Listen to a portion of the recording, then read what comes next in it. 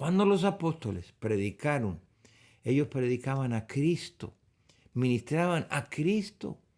Y cuando les oían, se arrepentían, creían, ellos recibían el Espíritu Santo que venía a morar dentro de ellos. Ellos recibían a Cristo, el cual se les predicaba y les ministraban a Cristo. Y Cristo es el Espíritu. La Biblia dice eso. En 2 de Corintios, capítulo 3, verso 1. Desde allí dice, comenzamos otra vez a recomendarnos a nosotros mismos. No. O tenemos necesidad como alguno de cartas de recomendación para vosotros o de recomendación de vosotros mismos donde van. Romanos capítulo 8, verso 9. Mas vosotros no vivís según la carne, sino según el Espíritu, porque ha venido para eso. Digo, si es que el Espíritu de Dios mora en vosotros. Y si alguno no tiene el Espíritu de Cristo, pues no es de él. No es. Eso dice la Biblia. Así que cuando ellos recibieron a Cristo, lo recibieron. Era Cristo, era el Espíritu. Porque Cristo no se podía meter dentro de nosotros con barba y con sandalia. No, ese es el Cristo histórico. Él tenía que ser de otra manera. Tenía que ser por medio del Espíritu que viene a morar. Es Cristo en nosotros ahora. La esperanza de gloria, dice Colosenses 1:27, es Cristo en nosotros. Y después te voy a hablar que usted sabe cuando una persona se convierte, de corazón, de corazón, abre su vida al Señor, el Espíritu viene a morar, a hacer residencia, morada, a vivir, a hacer su hogar acá adentro. Y por eso yo siempre le digo, hermano, eso es bien comprometedor. Si usted vive consciente que Él está aquí adentro, usted va a tener cuidado a dónde se mete, pues no lo puede meter a Él ahí. Cuidado en lo que dice, porque Él está aquí, te está oyendo. Y cuidado con muchas cosas. Porque, digo, si tú crees que Él está aquí adentro, nos compromete a vivir entonces. Entonces, hermanos, la Biblia dice, Él dijo, vendré otra vez a vosotros. ¿Cómo? No físicamente. ¿Cómo se va a meter el Señor dentro de mí físicamente? Con barba y sandalia. No, pelo largo. No puede Él hacer eso físicamente. Tiene que ser de otra manera. Y Él viene por su Espíritu.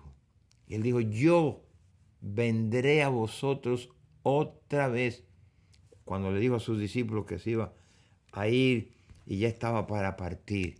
Y yo digo que bueno que tenemos que entender eso, porque si no fue así por el Espíritu, pobrecitos todavía estuvieran esperando lo que Él viniera. No, Él volvió cuando el Espíritu Santo descendió con un fin y con un propósito de hacer morada en nosotros. Mire, lea conmigo Hechos, libro de los Hechos, capítulo 2, verso 36 hasta el 39. Y dice así, sepa pues ciertísimamente toda la casa de Israel, que a este Jesús, a quien ustedes crucificaron, Dios lo ha crucificaste, Dios lo ha hecho Señor y Cristo. No lo hizo Salvador nada más, Señor, dueño, Señor y Cristo.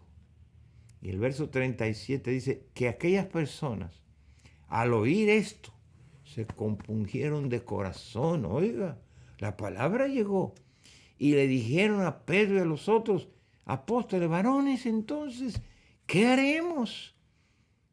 Entonces Pedro le dijo, arrepiéntase como un medio de abrir la puerta y bautícese cada uno de vosotros en el nombre de Jesucristo para que se le perdonen los pecados y recibirán el regalo, el don del Espíritu Santo.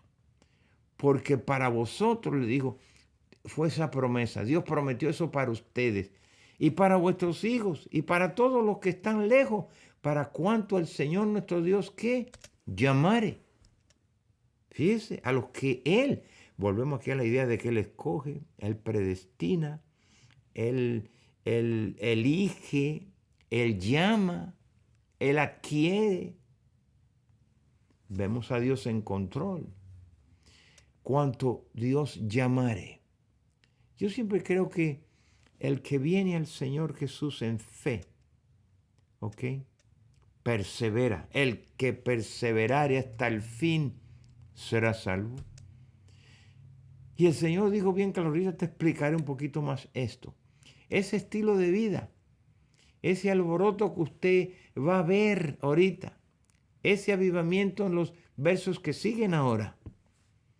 En el capítulo 2 de Hechos, versos 42 al 47, perseveraban en la doctrina de los apóstoles, en la comunión los unos con los otros, en el partimiento del pan y en las oraciones. Perseveraban. Mire, el que verdaderamente se convierte de corazón va a perseverar, porque el Espíritu le va a ayudar a pasar por toda la situación, escasez, enfermedad, cualquier tipo. El Espíritu Santo te va a ayudar a que tú perseveres en la fe. Pero esos son los que verdaderamente abrazaron la fe de todo su corazón. ¿Sabes qué? Dice la Biblia en el verso 43, creo que sobrevino temor a ellos, a toda persona. Y aquí viene, muchas maravillas y señales eran hechas por los apóstoles. Y todos los que habían creído estaban juntos, fíjese en la iglesia, y tenían en común todas las cosas. Como decimos, we're going to be in the same page. Vamos a estar en la misma página. Y vendían sus propiedades y los repartían y sus bienes a todos según la necesidad. Ahora, tengo que hacer un punto de paréntesis aquí. No es algo que Dios nos manda que hagamos ahora nosotros. ¿Aunque? No es que hay que hacer eso, pero es el espíritu que prevalecía entre ellos, la unidad y la fe, y cómo se miraban unos al otro, se trataban uno al otro, que estaban dispuestos a hacer estas acciones. Y lo repartían a todos según la necesidad de cada uno. Oiga, qué iglesia, hermano. Y dice otra vez, perseverando unánimes. ¿O quién quiere permanecer en una división? Cada día en el templo. Y partían el pan en las casas y comían juntos con alegría y sencillez de corazón.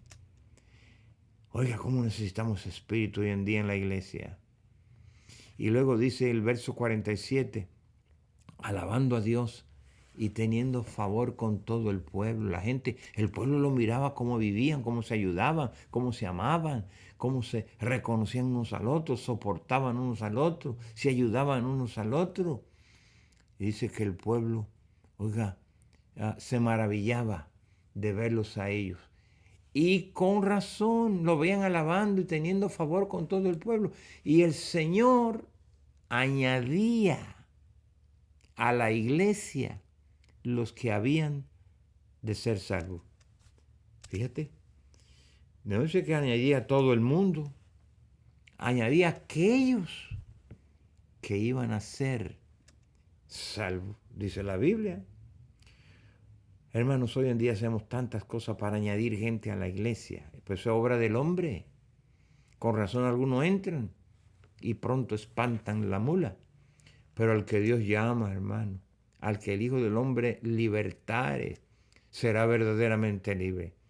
Ese era Cristo dentro de ellos, hermanos, que se le predicaron, que le ministraron a Cristo, y ellos lo recibieron, y Él entró por el Espíritu a cada uno de ellos. Él fue que causó todo lo que acabamos de leer en los versos, de que a cómo vivían, comían, se ministraban, se ayudaban, oiga, alababan al Señor. Y Él fue que causó todo lo que acabamos de leer, de que ellos perseveraban en la palabra, en la comunión unos con otros, en el partimiento del pan, en las oraciones. Y ellos lo hacían con alegría. Siempre andaban buscando las reuniones para estar juntos con sus hermanos. Y esta era otra evidencia que era Cristo dentro de ellos. Oh, y muchos prodigios y milagros eran hechos y señales. En un espíritu así, hermano, había una unidad por todos los que tenían, todos lo tenían en común.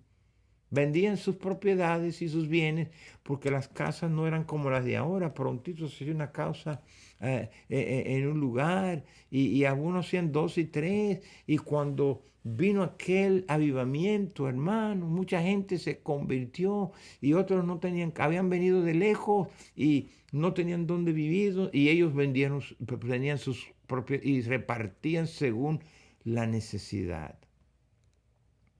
Repartían según la necesidad de cada uno.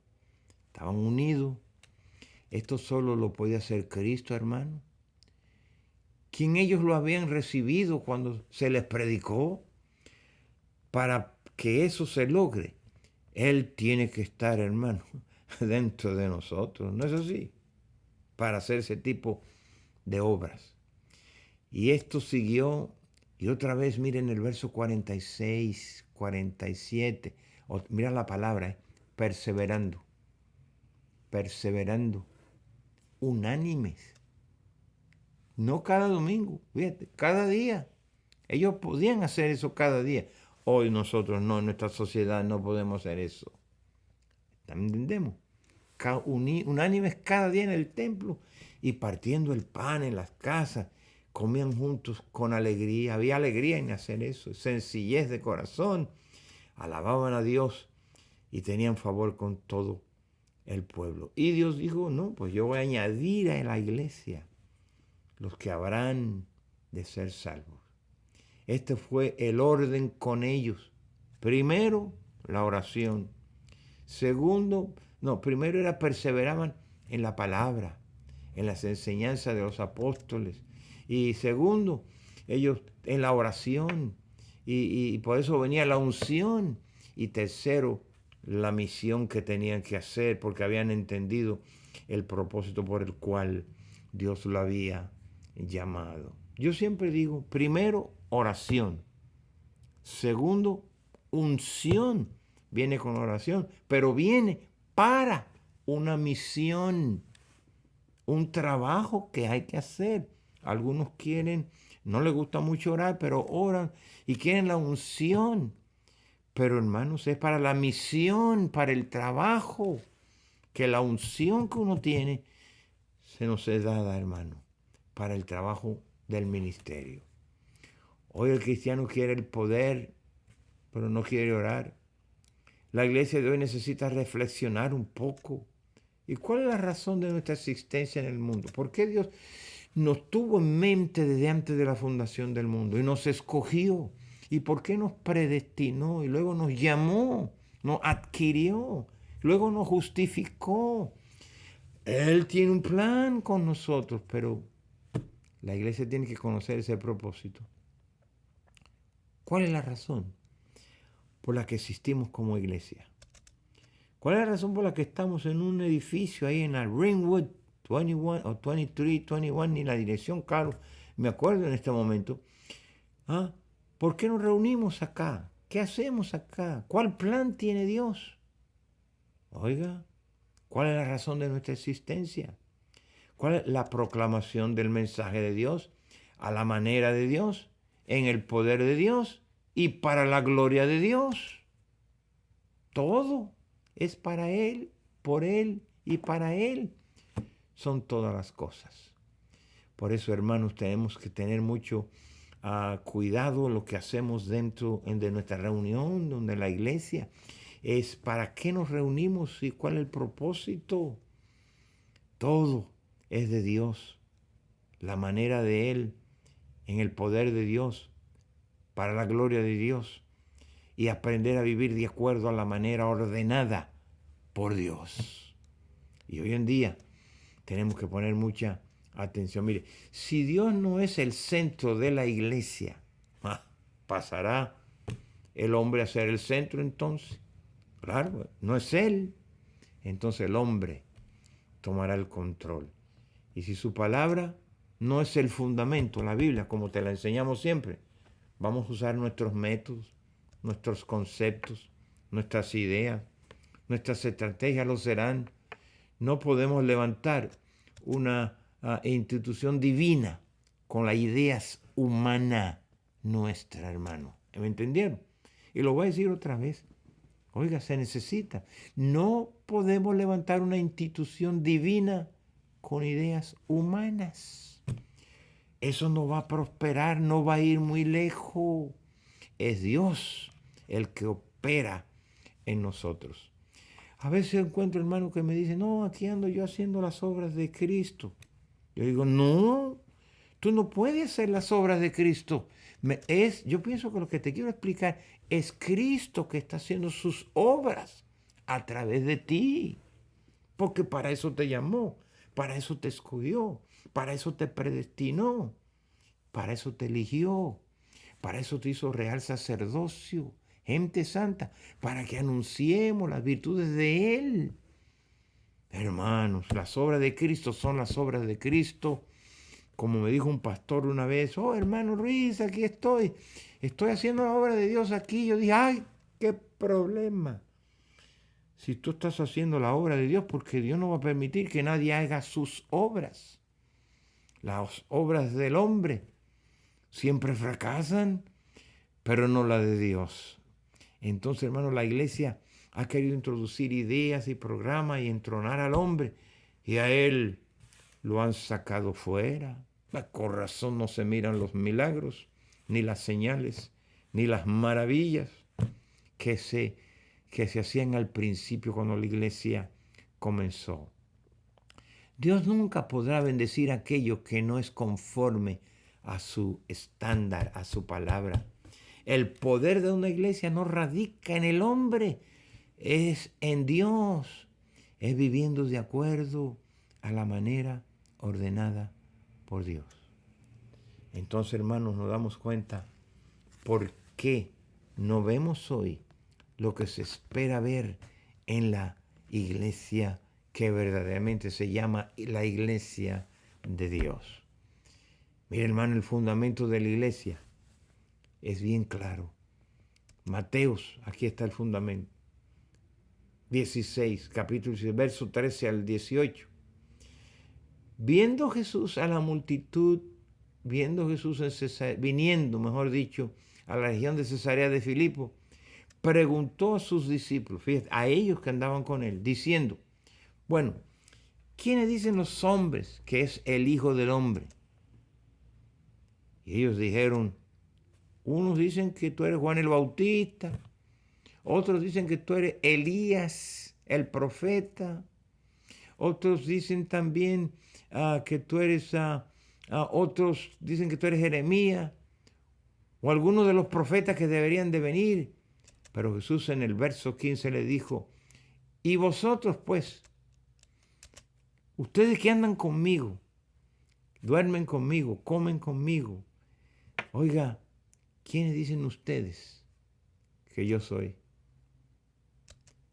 Y quedaron callados, se me hace por un momento, y Pedro respondió pronto y dijo, tú eres el Cristo, el Hijo del Dios viviente. Entonces Jesús le respondió diciendo a Pedro, fíjate, Pedro, tú eres bienaventurado, hijo de Jonás, porque eso no te lo reveló carne ni sangre, sino mi Padre que está en los cielos. Hermanos, óyeme una cosa, si tú puedes ver a Jesús como el Cristo, como el prometido, como el Hijo de Dios, si eso se te tú lo puedes ver a Él así de esa manera, yo quiero decirte que eso no te lo reveló carne ni sangre, eso te lo reveló Dios. Y si te lo reveló Dios y permitió que tú lo vieras, era para que tú vengas ahora y sea añadido a la iglesia. Tú eres Pedro, le digo, yo te digo que tú eres Pedro y sobre esto que tú has dicho, sobre esa roca, edificaré mi iglesia, que ni las puertas del infierno van a prevalecer contra ella. Note que Jesús dijo, yo edificaré mi iglesia, y yo lo voy a hacer. Por eso es que no hay tal cosa de que yo edifico una iglesia, planto una iglesia. Eso está de moda en día, hay que plantar iglesias. O voy a ir a plantar una iglesia allí, voy a ir a plantar una iglesia acá. No, no, no, no. Dios es el que planta, Dios es el que hace la obra. Claro, tú eres el camino, tú eres la herramienta, tú eres el canal, ¿me entiendes? Tú eres el instrumento que Él usa para lograr lo que Él quiere. Porque la Biblia dice bien claro que somos colaboradores con Él. ¿No dice así? Somos colaboradores. Un colaborador es uno que colabora con alguien que tiene algo en mente, un trabajo que hacer. Cuando Pedro dijo, tú eres el Cristo, el Hijo del Dios viviente, Jesús pronto discernió que esto había venido como una revelación del Padre. Ningún ser humano, ni siquiera Pedro sabía lo que estaba diciendo. Fue una revelación que le vino. Que este era el plan de Dios desde el principio de la eternidad. Y que la persona de Jesús sería esa roca, la roca inconmovible de los siglos, donde Él iba a establecer su iglesia. Sobre la cual sería edificada la iglesia, la cual sería compuesta de seres humanos como tú y yo. Note esto, gente que Dios conoció, escogió, eligió, predestinó y llamaría a venir a su Hijo, que es la piedra. Es un trabajo de Dios. Entonces, no es tanto que tú viniste, fue que te trajeron. Amén. Hay que tener eso en claro. Es Dios. Gente que serían edificados sobre Cristo como la roca, como el fundamento. El fundamento que usaron los apóstoles fue eso. Mira, cuando ellos predicaron, yo quiero que note esto. En Efesios capítulo 2, versos 19 al 20, mira como dice Pablo, así que ya no sois extranjeros ni advenedizos, ahora son conciudadanos de los santos y son miembros de la familia de Dios. Ahora nos edificamos sobre el fundamento de los apóstoles y profetas, siendo la principal piedra de ángulo Jesucristo mismo. Él es nuestra roca, Él es nuestro fundamento. Somos cristocéntricos en nuestra iglesia. Y la piedra angular era la primera que se colocaba y la que determinaría la posición y la dirección de todas las demás piedras en el edificio. Y la Biblia nos llama a nosotros, que todos nosotros somos piedras vivas en el templo de Dios, que es la iglesia. Hermanos, ponga atención a esas palabras. Primera de Pedro dice, capítulo 2, verso 5, vosotros también, fíjate, también, como piedras vivas, seamos edificados como casa espiritual, sacerdocio santo, para ofrecer sacrificios espirituales aceptables a Dios por medio de nuestro Señor Jesucristo. Oiga, qué clara habla la Biblia en esto. Ahora somos miembros de la familia de Dios. Denota la casa de Dios. ¿O por qué nos saludamos, nos decimos hermanos? Hermano tal, hermana tal, hermano Ruiz. Somos de la misma familia. Familia de Dios. Tanto los judíos como los gentiles son parte de un templo e iglesia y edificio de Dios. Porque somos templo de Dios, familia de Dios, porque somos personas que hemos nacido de Dios, nacido del Espíritu, nacido de Él. Él nos hizo renacer en el capítulo 1 de Pedro, verso 3, y luego en el 23 nos hizo otra vez renacer. Entonces, hermanos, cada uno de nosotros somos esas piedras vivas, los santos, individuales, pero que juntos formamos el cuerpo de Cristo, la familia, templo e iglesia hoy en día. La iglesia no son las cuatro paredes y los edificios. Y hoy en día nos vamos a dar cuenta quién está en la iglesia. Si tú perdiste tu fe porque no te estás reuniendo en las cuatro paredes, que tú nunca fuiste parte de la familia de Dios. Nunca fuiste parte de esa fe. Obviamente, pues ya así no estás. Ahora vamos a ver quiénes son los que perseveraron en la fe. Y nuestro fundamento y roca es Cristo, al cual hemos venido a través de una sola cosa, la misma fe en Cristo. Es esta fe la que nos ha reunido. En Él somos hermanos de la fe. Pero es Cristo que ha hecho eso, hermanos. Mire, nosotros como piedra, labranza de Dios, edificio ahora de Dios, templo de Dios, es lo que somos. Usted es piedra, y donde Dios tiene su trabajo, labranza de Dios, edificio de Dios, templo de Dios. Ay, hermanos, si podemos entender lo que verdaderamente somos en esa unidad. 1 de Corintios, capítulo 3, verso 9, nos explica. Por eso digo, somos de Él.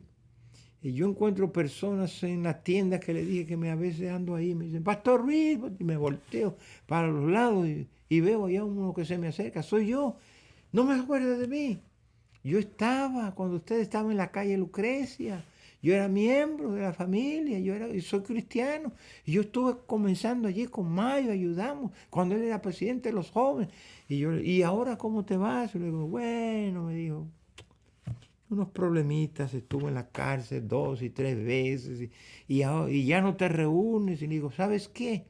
Perdona que te lo digo. Tú estuviste allí, dice, por 3 años, creyendo que tú eras. Pero obviamente tú no eras. Porque el que verdaderamente viene a esta familia, y quien lo trae es Dios. Y Cristo dijo que el que viene a mí, lo que me has dado, nadie me los arrebatará de mis manos. A mí se me hace que tú estuviste allí por un tiempo, unos años, creyendo que eras. Y obviamente nos damos cuenta que tú de veras nunca creíste de mente. Pero la Biblia dice, si confesares con tu boca y creyeres en tu corazón, serás salvo. Y una vez salvo, tú no te puedes perder. Pues ¿cómo Dios te salvó?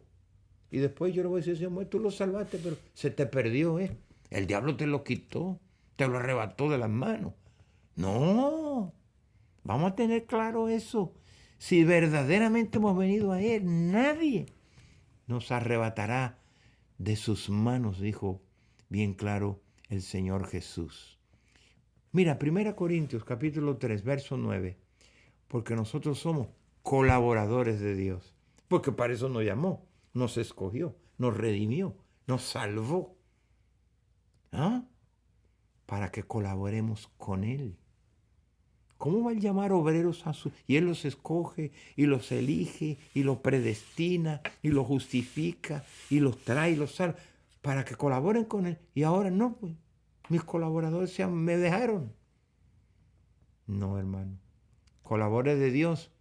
Vosotros sois labranza de Dios, edificio de Dios. Ay, 1 Corintios capítulo 3, verso 11. Porque nadie puede poner otro fundamento que el que está puesto, el cual es Jesucristo. En nuestra iglesia no podemos poner otro fundamento. Tiene que ser Cristo para que las obras de Él se hagan a través de nosotros que somos su iglesia. ¿No sabéis, dice bien 1 Corintios capítulo 3, versos 16 al 17, ¿qué no saben ustedes que son templo de Dios? Y que el Espíritu de Dios mora dentro de nosotros. Y el verso 17, y si alguno destruye el templo de Dios, Dios le destruirá a él, porque él es templo de Dios, el cual sois vosotros. Santo es. Ay, hermano. Hay muchos que se van a dar cuenta que estaban en los edificios, pero no estaban en Cristo. ¿Sabes? Mira, Dios mora por su espíritu en cada uno de nosotros, las piedras vivas, por eso que son piedras, no muertas, son vivas. Y todas esas piedras forman un templo, forman una iglesia donde Dios mora, reside, vive. Este es el templo único y espiritual que Dios tiene en esta tierra. Y yo te voy a explicar algo que Dios debe de pensarlo. Todo creyente abraza la fe y cree y entiende que Cristo mora aquí adentro, que somos morada de Dios en nosotros, reside, vive, somos un templo, Dios está acá adentro. Pero si Cristo está aquí adentro, yo a veces juego con mi mente y digo, qué aburrido estará el Señor ahí adentro, porque dicen que Él es el Señor de mi vida. Y si yo voy y le pregunto, oye, Señor, ¿qué haces aquí? Yo aquí estoy aburrido. No me dejan hacer nada. Yo no gobierno acá adentro. Aquí mandan otros. Deciden ellos sin preguntarme a mí, sin pedirme a mí si está en su voluntad. No, viven sus vidas como quieren. Yo aquí estoy aburrido. ¿Para qué me metí acá adentro? Para no hacer nada. No, hermanos, Él ha venido con un propósito, ha venido con un fin. Él está aquí adentro, dice, si hoy oyeres que Él te habla y te da, es para que tú obedezcas. Ay, hermano, un día hablaremos más de eso. Y es a través de ese templo e iglesia y cuerpo que Él escogió, oiga, para expresarse y darse a conocer desde adentro de nosotros. Digo, si es que está ahí adentro. Porque algunos piensan que está aquí. Pero él dice, no, yo estoy aquí, estoy aburrido. No puedo hacer nada. No puedo gobernar a nadie. No puedo dar opinión, porque ni me preguntan. ¿Qué hago yo aquí adentro? Oiga, hay que pensarlo. Primera de Pedro. Él nos dice que quiere darse a conocer. ¿Pero cómo?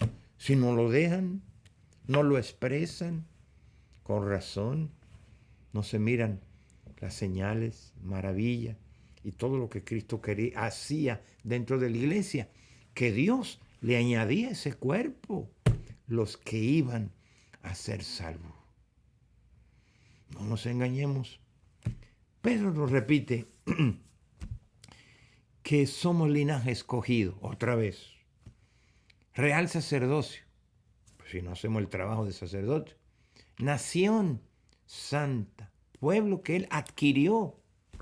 Oiga, por Dios, para que anunciáramos las virtudes de aquel que nos llamó de las tinieblas a la luz admirable. Pero ¿cuál virtudes vamos nosotros a hablar? Yo pienso que por eso a veces siempre estamos hablando de las cosas que sucedieron aquí, que el Señor sanó a un enfermo, que a la samaritana, a Zaqueo que se bajara del árbol y un montón de milagros y de cosas que hizo. Y luego lo usamos para poder hablar las virtudes que aquí están escritas, pero nosotros no podemos ayudar a anunciar las virtudes de aquel que nos llamó de las tinieblas a esta luz admirable. Ay, hermano, por eso es que el templo, la iglesia tiene que ser santa. Y esa santidad que se ve en las piedras vivas somos nosotros, ¿no? Que expresamos una santidad nuestra que ya Dios nos ha llamado, sino la de quien mora en nosotros, se da a conocer a través de nosotros, hermano. Es para meditar, verdaderamente, Cristo mora aquí adentro. Verdaderamente eso es un templo de Dios, templo del Espíritu. Verdaderamente Él quiere expresarse. Pues si tú analizas bien eso, tú te das cuenta que el problema no es que Él no quiere y que no puede. El problema es que nosotros somos los que no le permitimos.